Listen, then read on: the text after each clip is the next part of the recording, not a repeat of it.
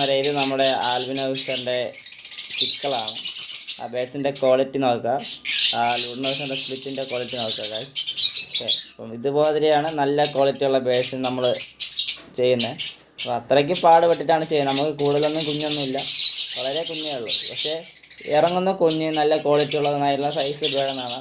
ഇപ്പോൾ ഒരു 3 കുഞ്ഞിരിക്കുമ്പോൾ തന്നെ അതിൻ്റെ സൈസ് കണ്ടല്ലോ, കുഞ്ഞാണ്, തൂവലൊക്കെ പൊട്ടി വരുന്നത്. ഇതൊക്കെ നമ്മൾ ഹാൻഡ് ഫീഡ് ചെയ്യാൻ എടുക്കാം, നല്ല രീതിയിൽ ചെയ്യാൻ വിടാം. പണ്ടൊക്കെ സിംഗിൾ പീസ് 5000, 10000 രൂപ, 20000 രൂപയ്ക്കൊക്കെ വിറ്റുകൊണ്ടിരുന്നതാണ്. അപ്പം ക്വാളിറ്റി, ബേസിൻ്റെ ക്വാളിറ്റി കണ്ടാണ് നമ്മൾ റേറ്റ് നിശ്ചയിക്കുന്നത്. അത് ഓരോരുത്തർ എടുക്കുന്ന ഫുഡിൻ്റെയും കെയറിൻ്റെ രീതിയിലാണ്. ഓക്കെ, അപ്പോൾ ഈ ബേസിൻ്റെ കണ്ടാൽ തന്നെ അറിയാമല്ലോ ബേസിൻ്റെ ക്വാളിറ്റി. ഓക്കെ, ഞാൻ വീട്ടിൽ വളർന്നതാണ്, അതുകൊണ്ട് നിങ്ങൾക്ക് 100% വിശ്വസിച്ച് തരാൻ പറ്റും. ഇതിൻ്റെ ഒരു ചെറിയൊരു ഏവിയറാണ് നിങ്ങൾ ബാക്കിൽ കാണുന്നത്. എന്നാലും നമ്മൾ നല്ല രീതിയിൽ നമ്മളെ ബേസിനെ നല്ല രീതിയിൽ തന്നെയാണ് ഇപ്പോഴും ട്രീറ്റ് ചെയ്യുന്നത്. അവർക്ക് നല്ല സീഡ് മിക്സും നല്ല ആരോഗ്യ ഫുഡും കൊടുത്തൊക്കെയാണ് നമ്മൾ വളർത്തുന്നത്.